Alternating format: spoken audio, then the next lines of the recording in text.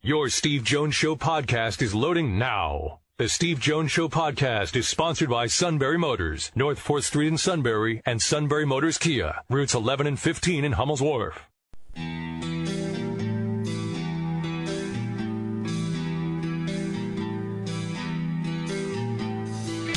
Sports talk where your voice counts. This is the Steve Jones Show on News Radio 1070 WKOK. Now, from the Sunbury Motors studio, here's Steve Jones. Sunbury Motors, 4th Street in Sunbury. Sunbury Motors Kia, routes 11 and 15 in Hummel's Wharf. Russell Baxter in just a few moments. But first of all, our play-by-play call of the day. Mikal Franco continues his hot hitting. No balls and a strike. The righty kicks, and the pitch swung on, hit in the air, right center field. Should be deep enough. It's going down. It's going to fall for a hit, and it's going to go up the alley all the way to the wall. 1 run is home. 2 runs will score. Cesar Hernandez coming all the way in. A 3-run double for Mikal Franco, and he's turned the game around. The Phillies in front 4-2 here at the bottom of the 7th. They turned the game around and won it over Detroit last night, and they got an off night tonight. As heard here on News Radio 1070 WKOK, your home for the Philadelphia Phillies. All right, let's bring in Russell Baxter, ProFootballGuru.com. Russell, welcome. Great to have you with us on the show. Well, thank you for having me on. You're, my neck of the woods of where I was born. I was born in Philadelphia and still have a lot of family in the Poconos. Well done. That's great. All right, so now let's get to I want to start with the draft part of it, then we'll get to a couple of other elements. When you looked at the draft part of it, there's going to be a lot of people who are going to be very critical of Dave Gettleman, maybe not for picking Daniel Jones, but for picking him at 6 instead of maybe at 17. How did you view that, Russell? It was a surprise, to say the least. Probably no more a surprise than what the Raiders did 2 spots above with Cleveland Farrell. I mean, that shook some people. Well, what I have learned over the years is you have to stick with your board and you have to stick with your convictions. And if that's what Dave Gettleman truly believed, and he has come out and said that he knows of 2 other teams that would have vaulted him ahead of 17, and that seems to be raised some speculation. But it's funny, you can't win. Last year he got criticized for taking the running back at 2. You're not supposed to take a running back at 2. I guess you're not supposed to take the offensive rookie of the year at 2. So, listen, he was out. He was aggressive. He got the guy he liked. They went D-line with the 17th pick. I'm still surprised they didn't go after a pass rusher. And then they jumped back into the late in the first round and took a 3rd player, DeAndre Baker, who was one of the higher-rated cornerbacks in the league. So, yeah, it was a little bit surprising. And, as he came out and said, let's see what we're talking about 3 years from now. And hopefully 3 years from now that's exactly the plan going forward. But it was funny. Last year everybody wanted him to take a quarterback, and understandably so, because it was a very heralded class. To be honest with you, I think the team that made out the best in this regard were the Redskins, because they didn't have to trade up to get Dwayne Haskins. And since they didn't have to trade up to get Haskins, they could use some trade bait to move back into the first round and get Montez Sweat. And as somebody who broadcast all of Saquon Barkley's games for 3 years here at Penn State, no offense, they made the right choice. They did make the right choice. If you think he's the best player in the draft, he runs, he catches, he blocks. Okay, I don't know what more you could do. I mean, listen, he to me seems like more the foundation of the offense right now. It's the offense that's going to kind of go around him. The offense, let's be honest, the offense has never really gone through Eli Manning. This has been more of a defensive team than an offensive team, especially when they won the Super Bowls. Yeah, exactly. What's interesting is to look back on a draft, and now you have several guys that are coming up on their, obviously in that class, all on their 5-year options. I usually feel, Russell, that a lot of these drafts of late have had what I would consider to be 20 legitimate first-round picks. And then after that, other people are first-round picks, but, it's in terms of their talent level. I'm looking back on that draft from 4 or 5 years ago. The number of guys that are not getting their 5th-year option, about a third of them aren't. And most of them are in that 20 to 31 range because there wasn't a 32nd pick that year because of Deflategate. Is that how you start judging drafts? Well, it's interesting you said that because you go back and you look at what's happened, especially this year, at how many teams tried to trade out of the first round. Okay? Right. The Raiders had 3 first-round picks. The Giants had 3 first-round picks. The Falcons had a couple of first-round picks. So did the Packers. So did the Redskins. Which means, do the math, not everybody had a first-round pick this year. Cleveland, Chicago, Dallas, people were trading out of the first round figuring we can get more players, and there's nobody up there that's really wowing us. So I agree with you. Sometimes there's 40 really good players, and sometimes there might be 17. So you're right. They do become first-round picks. Somewhat of a funny note is you go back to 2001. That was the last year that we only had 31 teams in the league. Okay? Do you know who the 32nd pick in that draft was? Drew Brees. Yeah. A year later, he would have been a first-round pick. Instead, he was the first pick in the second round. So sometimes it's just funny numbers that play that way as well. And it was San Diego made that pick. I mean, he was picked by the Chargers, I think. Yes, San Diego, and they then went a different direction 3 years later with drafting Eli Manning. Of course, we know how that turned out, but and then all of a sudden a bad physical bill of health from the Miami Dolphins, and he was on the way to New Orleans, and I don't know, has he done anything since? Yeah. I mean, who was that Dolphins coach? Who was that Dolphins coach? Anybody remember? Well, I don't know. Remember who so much. It's a coach than it was the doctor and anything else. But I think it was Nick Saban at the time. Correct me if I'm wrong. Yes, I believe you are correct. All right, so we just have a little fun with it once in a while when it comes up to stuff like that. They're all geniuses, and at all times they're all flawed. That's what makes this fun. Well, don't tell them that. Don't tell them the flawed part. All right. That's what I'm telling you. We'll keep it between us. When you look at this, what the Steelers did draft-wise, they did something, Russell, that is very un-Steeler-like. They moved up in the draft. They haven't done that in 15 years. But they ended up getting Devin Bush. Now, a draft is more than just one pick, but that first pick can be the guy that sets the tone for all of them. What did you think of that move? I think doing what they did set a tone that has resonated for a team that well, it's funny you said the words uncharacteristic. For about 3 months, we saw very uncharacteristic Steelers. Right. The drama with Antonio Brown, the continued drama with Le'Veon Bell, the mudslinging that was going on. The end of the year where they lost 4 of their last 6 games and squandered a 7-2-1 start. Since the merger, no teams won more games. Regular season games, division titles, 3 head coaches in 50 years, soon to be 51. We saw instability with the Steelers. And I thought doing what they did, going from 20 to 10, and they gave up a second-round pick and a third-round pick in 2020, which they might recoup anyway with Le'Veon Bell in terms of compensation and so on. Free agent compensation, compensatory pick, I should say. I thought that was a tone setter. I think once they decided that we're not going to transition Le'Veon Bell, we're going to trade, the fact that they finally came out and said that, and to be honest with you, I know Ben Roethlisberger's gotten a lot of heat. I know Mike Tomlin's gotten a lot of heat. Yeah. The culture with the Steelers doesn't exist unless it goes all the way to the top. And it was really time for Art Rooney II to step in. And I don't know Art Rooney II. I met Dan Rooney once at the Super Bowl one year. It's the Rooney family. I understand that. But I'm sure Art Rooney II has handled business different than Dan Rooney has. And, right. And I think that's understandable. And that's not to point fingers. I think everybody deserves to share the blame for letting this go on, because obviously there was a culture going on there that a lot of people were uncomfortable about. I mean, you got former players calling them the Kardashians. Right. Amazing. And then the Eagles, it was subtle, but they moved up a few spots. They jumped the Houston Texans. They got Dillard. What were your thoughts on that move?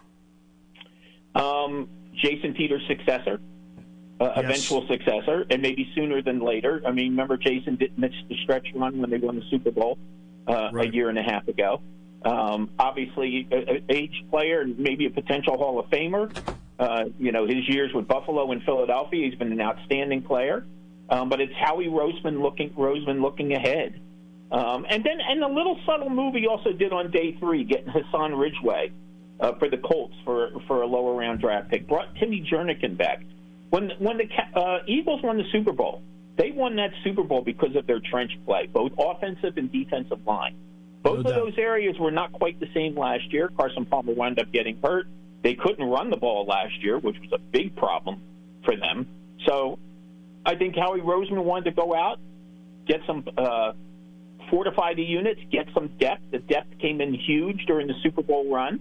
It was a very workmanlike draft for them. And, by all accounts, them and then the Cowboys should be quite the duel for the NFC East title this year. Is a long way to go. I don't like making predictions now. But I like the way listen, they've got to keep Carson Wentz healthy. More importantly, Carson Wentz has to keep himself healthy. No question. The draft, when you look at the draft and then you look how teams are putting teams together, so whether it's free agency, developing your own players, utilizing the draft, we obviously, everyone gets enamored with the combine. But you and I both know the difference between 4.4 and 4.5 is about a foot. Is the league doing a good job of identifying, quote, football players and not just athletes who play football? Yeah, I think they are. And it's funny. I think fans now get more caught up in the measurables than maybe the personnel people because, for a long time, people didn't get to see the combine. They just read about different things, okay? They just read what was going on there. Now, of course, there's TV coverage, so they get a little enamored with it, and there will always be a fascination in terms of speed and strength. The one part about the combine, to me, that I find the most interesting, and it's something we'll never get access to, are the interviews. Okay? That's the key. I mean, if you're coming to the combine, you're coming to a job interview, okay? Right. Did you screw around for 6 weeks and you're not in shape? Did you come acting professional?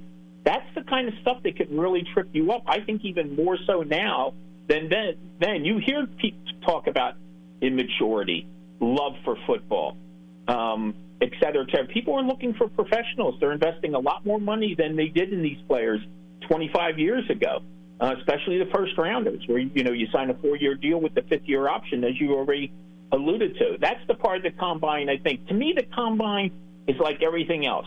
The pro day, the player's college career.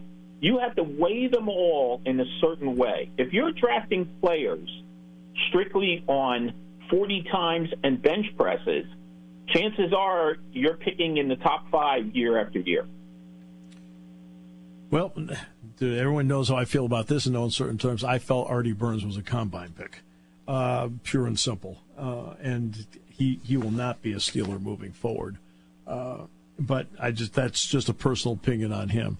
When you look at the future of the league the next 5 years, what are a couple of things you'll be looking for? Well, I think I would like to see a developmental league, okay? I think one of the things that has hurt the quality of play in this league is the lack of the World League of American Football, okay, yes, or NFL Europe, or whatever you want to call it, okay? It went from teams that were able to send players there to teams being obligated to send people there. I don't look at the AAF as a developmental league, which is now, of course, no longer exists. I won't look at the XFL. They need to establish their own developmental league. And you know what I'd also like to see if they do a developmental league? Put the officials in there that are going to coach in the regular season so they can get some off-season reps instead of just being around for the preseason. I know they go to classes and different things during the off-season, but, the NFL makes the NFL makes a lot of money. The fact that they don't have full-time officials is kind of bothersome for the investment made. Instead of tweaking the rules, how about we tweak the work habits of the officials? I do have to ask you about that. This will be the last question because I know your time is valuable, Russell. But the change in the pass interference rule was an obvious reaction to what happened in the Saints-Rams game, even though we all know the Saints got the ball in overtime, blah, blah, blah.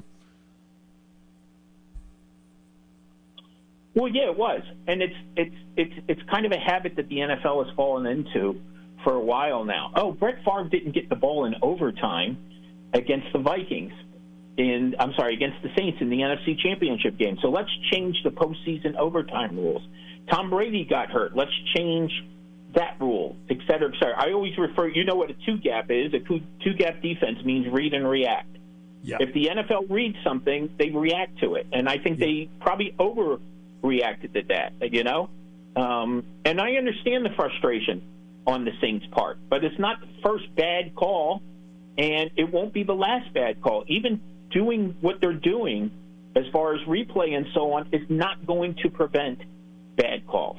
And the more subjective you make it, the tougher it is. But I agree with you. I think it was a bit of a knee-jerk reaction, and I'm wondering if it's not going to come back and bite them sometime, because every time we see these type of rule changes, we see someone else or something else that occurs that says, well, we didn't think of that. So should we go back and do it again? And it happens constantly. There's a lot of overthinking that goes on in the league, and that didn't used to be the case, to be honest with you. I totally agree with that. This is a pleasure having you on. Thanks so much for the time. It was terrific. Oh, well, thank you very much for having me on, and I'll wave on my way to Canton. I'll roll down the window and wave. So yeah, once you go through Center County, right there, just wave keep on going right by that Penn State sign. Keep going. Absolutely.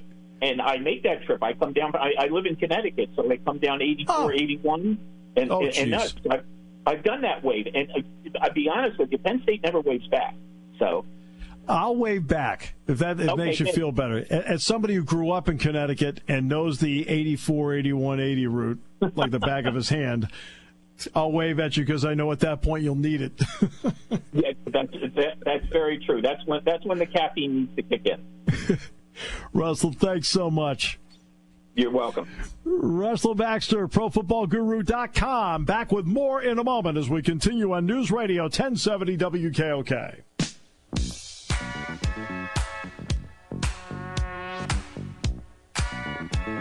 Russell Baxter from ProFootballGuru.com. Great guest. He's actually followed us on Twitter for years, which we appreciate very much, and it's been my fault that of just not saying, hey, we need to get him on.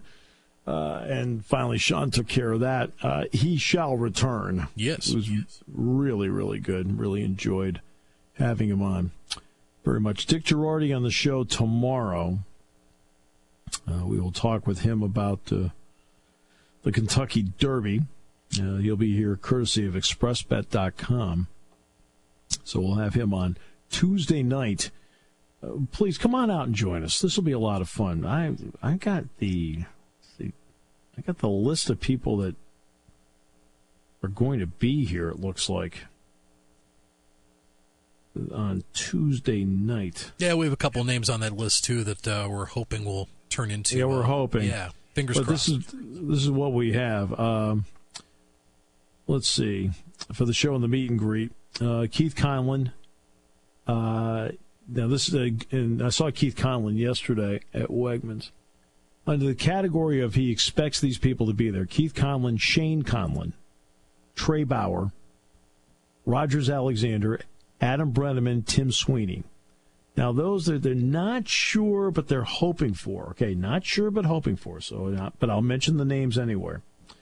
Would be Matt McGloin, Alan Zamitis, and Yaakov Yisrael. You know, it's obviously over the years you end up being fortunate enough to have a long career, which I've been extremely fortunate. You know, and I think of all the great moments I've seen all these guys have. But they're going to be available for the show and the meet and greet. And this will be Tuesday night at Penn's Tavern. And then the golf tournament is Wednesday. And it turns out that Wednesday we have a Phillies game that afternoon. So I'm in the afternoon flight with Adam Purdy, Steve Engel, and I want to say Adam's uncle's going to be in the group, that is I believe. Correct. Yep, Uncle Craig, right. Looking forward to it very much. Should be a lot of fun for us. As for my former team, talk to the hand. When it comes to car buying, there's the other guy's way, and then there's the SMC way. The other guys force you into a vehicle you really don't want. The Sunbury Motors way lets you take the time you need to browse, ask questions, and take the test drive and think on it. For over 100 years, the Mertz family and all their employees have made your experience the most pleasant one you'll ever have. The other guys won't offer you the best price for your trade, no matter how much they say they will. The SMC way is their promise to provide you with the most money the market shows your vehicle is worth. The SMC way is to offer you all applicable factory rebates on new vehicles and generous discounts. Looking for a pre-owned vehicle? The SMC way checks each vehicle in a 200-mile radius to determine the lowest price, then beat it. It's the lowest price promise, just part of the SMC way. The choice is up to you. The other guy's way or the SMC way. The SMC way wins every time. Sunbury Motors Company in the North 4th Street Auto Plaza, Sunbury, and at sunburymotors.com. Selling more cars and satisfying more customers for over 100 years. Taking your calls at 800-795-9565. This is the Steve Jones Show on News Radio 1070 WKOK. Now from the Sunbury Motors Studio, here's Steve Jones. Sunbury Motors, 4th Street in Sunbury. Sunbury Motors, Kia routes 11 and 15 in Hummel's Wharf. Tomorrow, Dick Girardi on the Kentucky Derby. She'll be at Churchill Downs on Saturday. Omaha Beach. Favorite early in the week, gone. In fact, Omaha Beach will not race in any of the Triple Crown races.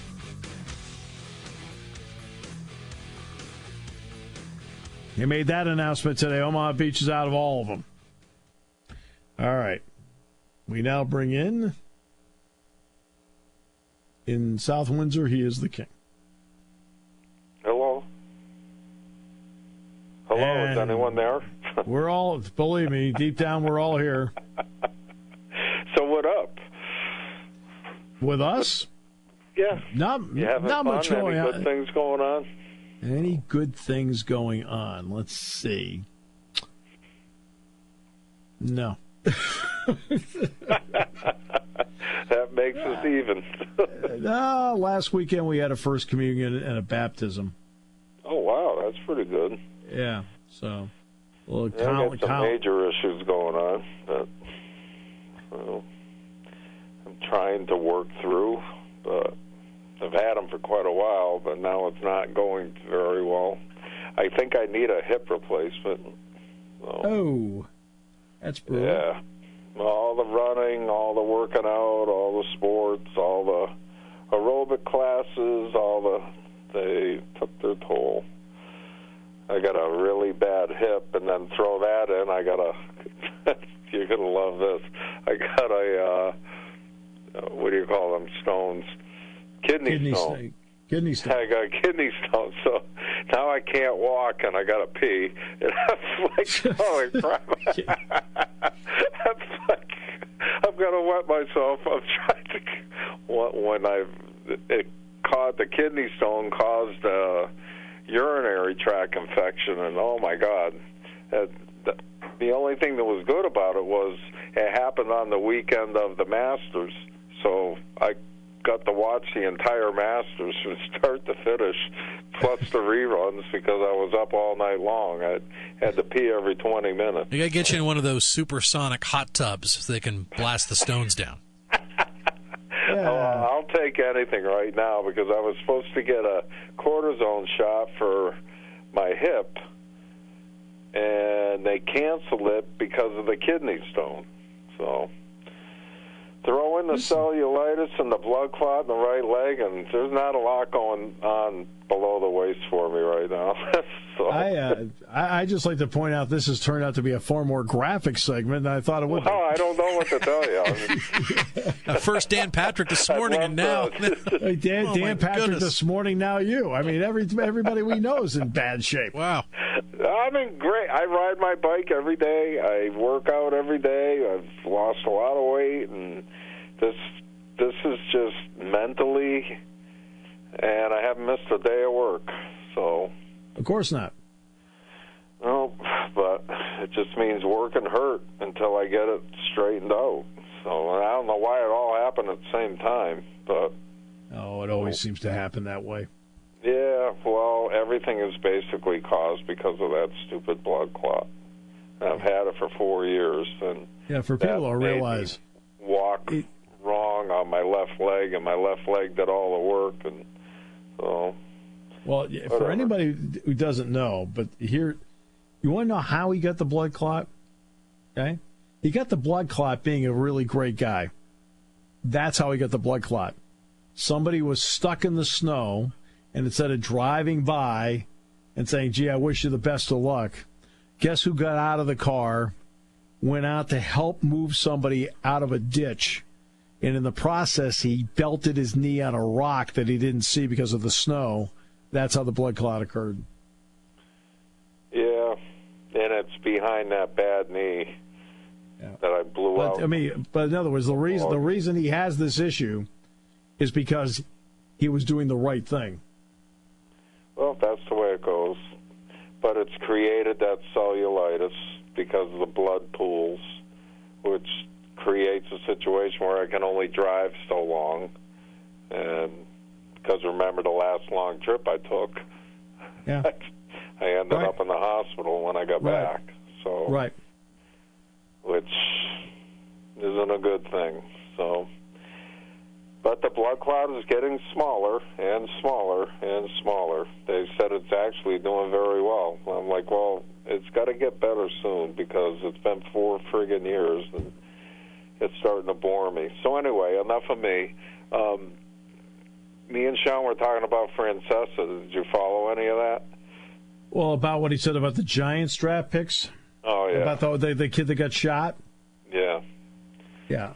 You know, if you give somebody enough rope, they'll hang themselves. And he showed his true colors. And then when he was challenged on it, he had a little mental fit and started screaming at Boomer and them, you know, and whoever his partner is now. And Gio. I loved the Mike and the Mad Dog show. I thought that was the best show on radio. They were funny. He was funny. The dog was funny. And then the dog separated. And the dog did very well, and Mike turned into an angry broadcaster. Yeah, he just got a 4-year contract extension with Sirius. Dog did. Yeah, he's good. His show is good, and he's I guess on EEI all the time. They love having him on because he's a good guy. You know, he doesn't, and he competes with them, but he doesn't treat it that way. He treats it like, oh, there's enough for all of us. Where Francesa just has hatred for anyone and everyone. You couldn't listen to Francesa's show anymore. If you called his show with an opinion, he'd cut you in half. You don't have an opinion. Only I know sports, you know? Right. Oh, I know. And it was too bad because them together was excellent. But when I heard the stuff he said, I was like, oh, man, you know. Well, you have to sit there. When you do a show like this, and I'm not going to be obviously perfect at doing this. No one's perfect. But the one area, well, Sean's pretty close. But I mean, when you do a show like this, fans don't like when you do this, and I know it does aggravate them about me sometimes that I'm ultra cautious. Why? They want you to be boom right away and boom and right away and go and hit somebody hard and things like that, and I won't do that until I know everything surrounding it. Well, there's nothing wrong with having an opinion, but other people have an opinion too, you know? I mean, people want to know your opinion. That's okay. And if it doesn't happen to be what their opinion is, that's okay. but you don't demean them and make them feel stupid and hang up on them. I mean, one day Francesa was at a caller and he fell asleep on the air. Yeah, no. Yeah. I mean, that's how out of touch he got with it. And FAN kept him on because he was still such a huge draw. But, my goodness, what he did the other day was just, maybe it's time you just hang it up. So, but enough of him. Red Sox playing better. Yes, they are. Well, they're getting good starting pitching. So. Well, that's the key. I mean, you can't. I mean, the Yankees, I think it's miraculous they're playing as well as they are with everybody hurt. Well, you got players that playing with their gut, They want to make it. These are people. I mean, it's got to be difficult to be in the minor leagues if you're with the Red Sox and the Yankees and teams with superstars at every position and say, wow, I'm a right fielder in the Yankee minor league system, and Aaron Judge is in right field, Or, right, exactly. Or like you were a shortstop and Derek Jeter was there for 20 years, Right. But then all of a sudden you get your shot, and it's not permanent, but at the same time you get a chance to showcase yourself, on a big stage. And I think the Red Sox kind of lost that at the start of this year. It's hard to keep it, and now they're getting it back again. But you got to play with your gut. You got to play with heart. You can't just assume you're going to be great. And that's why teams like Kansas City Royals won a World Series. Marlins won a couple World Series with no one ever heard of the players, Including the Marlins. Yeah, and then they let them all go. But I'm just saying, sometimes these small market teams win because the players are hungry. They want to prove something. And I don't know. You're right. Good for the Yankees. No, I give them credit. I mean, they've been able to, through their own organization, go out and replace guys that are incredible players in their own right, and they've been able to stay afloat. Yeah. At least they're still in it, They easily could have tanked, and they didn't. And I'll tell you what, the Red Sox are right there now. The American League East didn't take advantage of it well enough, Right. No, the Red Sox are still right there. There's no problem. How's Bryce? I heard some stuff about Bryce Harper this week. How the Phillies doing? Bryce Harper got booed by the fans. Dropped the ball, yeah. And to Bryce Harper's credit, and this is the way Bryce Harper is, he goes, have booed me too. Yeah. Now, to be honest with you, if I had direct deposit, I'd have the same attitude. So, I mean, But is he playing well? No, he's hitting around 240 right now. Yeah, he's all right. I mean, he goes off to a quick start. He's cooled off quite a bit. It's kind of the opposite of JT Realmuto. I mean, he started off really slow, and he's picked things up. It's a long season. Yeah. It is a long season. Oh, my goodness. I mean, look at Aaron Nola. I mean, Aaron Nola, his first three starts, I mean, his ERA was around 10. At least he's dropped it down to around 5 thanks to his last three starts. And last night, not too shabby either. What did he go last night? 5 2/3, something like that. Good. Yeah. Hoping to go a little longer, but all worked out. Good deal. No, what place are the Phillies in? I haven't seen the standings. Are they third right now, Sean?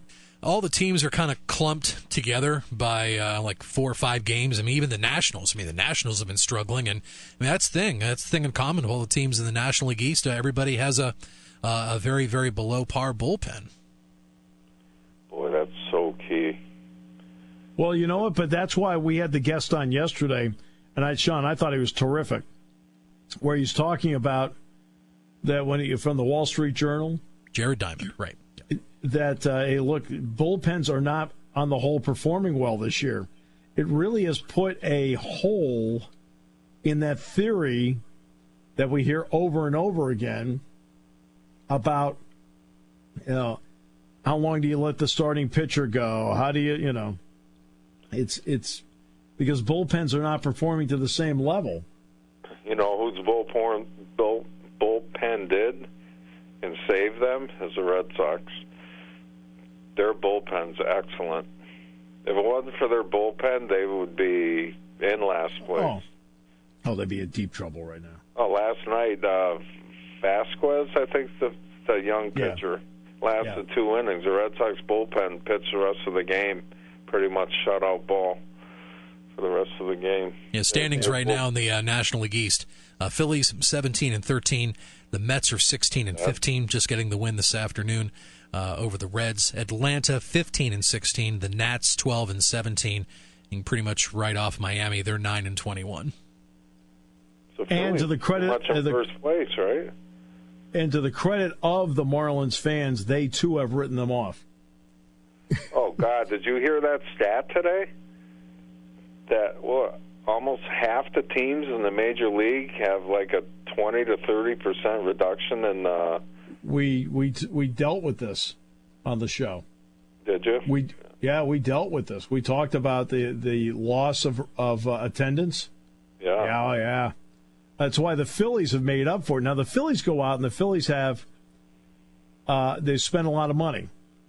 They have a 44% increase in attendance because they showed. Look, to me, baseball is like any other business. If you show people that you are interested in putting a product out there that people can get excited about, they will buy it. Okay? Whether it's in the grocery store, whether it happens to be at Neiman Marcus, or whether it happens to be at Citizens Bank Park. You're very right. Oh, look at Toronto. They're down 30% in attendance. Right. And that's why very big anyway. Yeah, but that's why, for example, they go out and what do?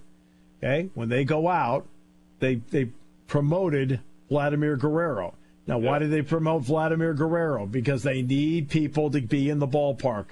It didn't work. So I'm just saying that's why they did it. I mean, they just did it this week.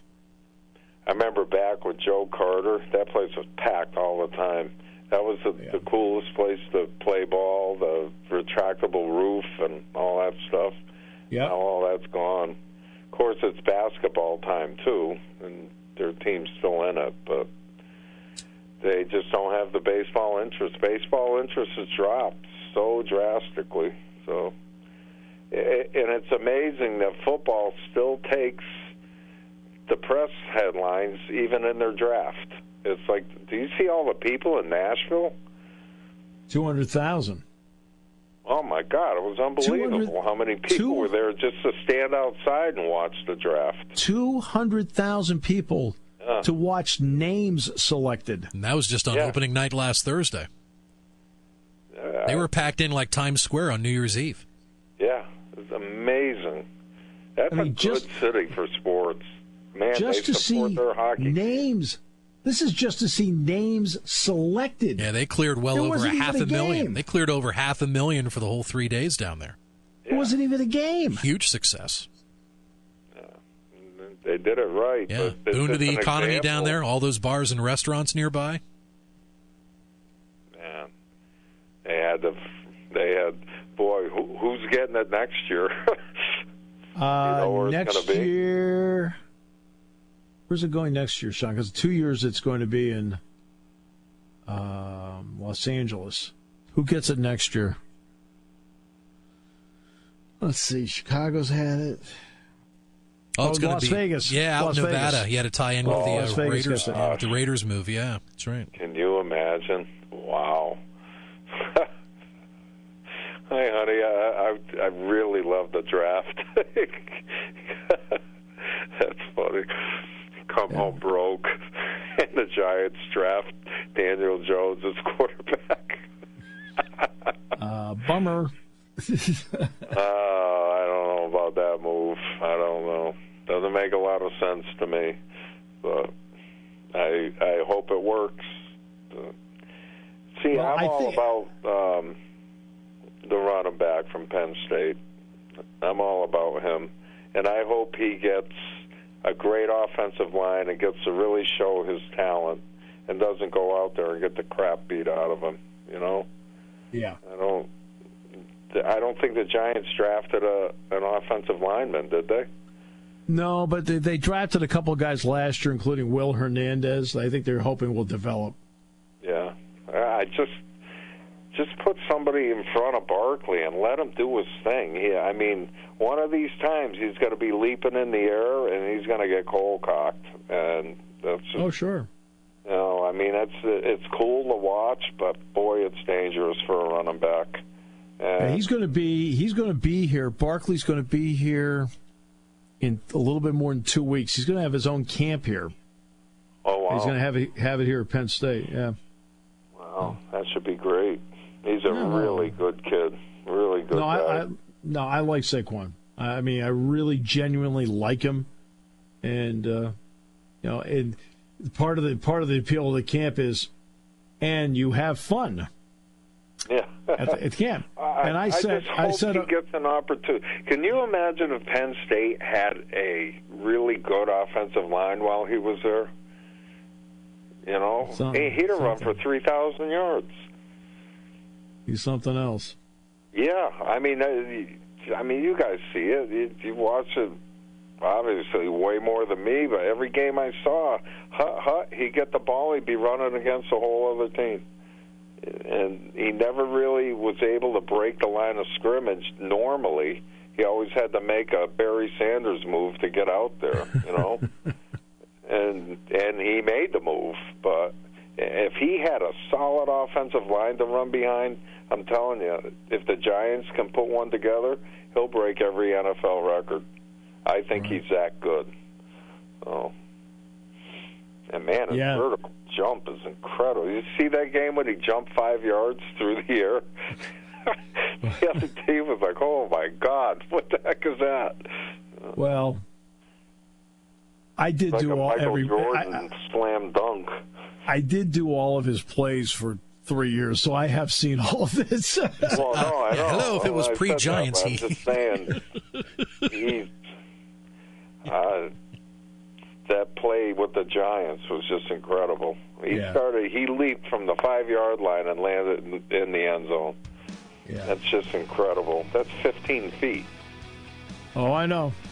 Oh, amazing athlete. Yes, he is. Yes, he is. Okay, guys. It's been real. Well, if you insist. Enjoy your day off tomorrow. 5 o'clock, I hear the music. Yeah. That's all. Enjoy your day off from us tomorrow. From what? From us.